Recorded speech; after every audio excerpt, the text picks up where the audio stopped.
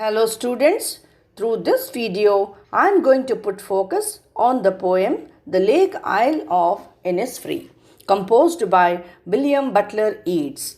William Butler Yeats was born in Dublin, Ireland in the year 1865 and sought education in London.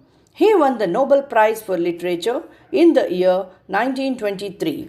He also wrote a memorable introduction to Tagore's Gitanjali. He was also a co-translator of the 10 Upanishads. As per the name of the poem, The Lake Isle of INNISFREE, it is a very small, uninhabited island on the lake Lough Gill in County Sligo. The poem is about an actual place near the coast of Ireland. This well-known poem explores the poet's longing for the peace and tranquility of INNISFREE, a place where he spent a lot of time as a boy. This poem is a lyric and it describes the isle as a much longed place of peace and natural beauty, a quiet place where the speaker feels most grounded. The poem has a very calm and relaxing tone. The reader may picture a person physically going to this place, but the narrator of the poem is visiting this place in his imagination. It helps him to relax and escape the rush of modern living. With this introduction, let us now begin by reading the lines of the poetry of stanza 1.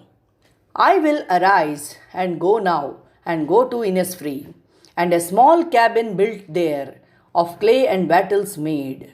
9 bean rows will I have there, a hive for the honey bee, and live alone in the bee-loved glade. The above lines states that Yeats makes a decision at the beginning of this poem. He says, I will arise and go now. He has decided to make the break from modern society and all of the hectic madness it can bring and go to a place he loves, that is INNISFREE. Yeats then describes INNISFREE. He decides to build a cabin of clay and wattles to live in.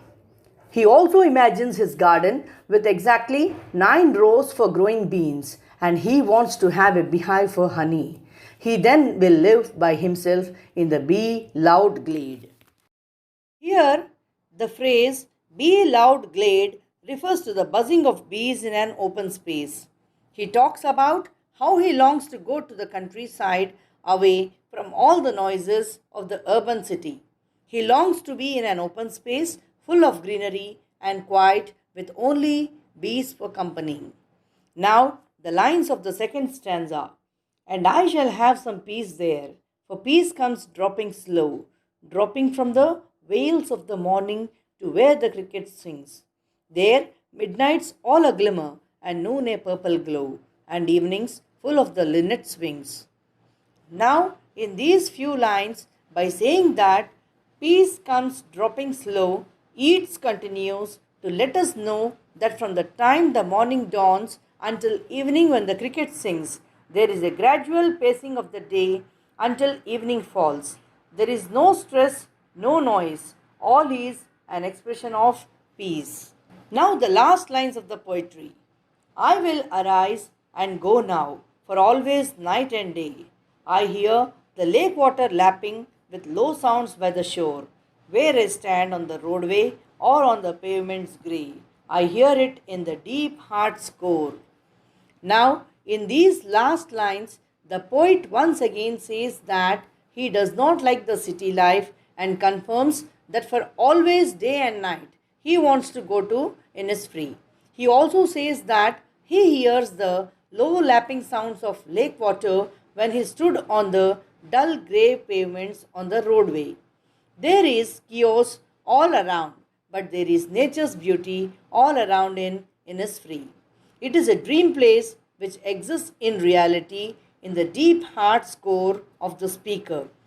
With this, we have come to the end of the poetry.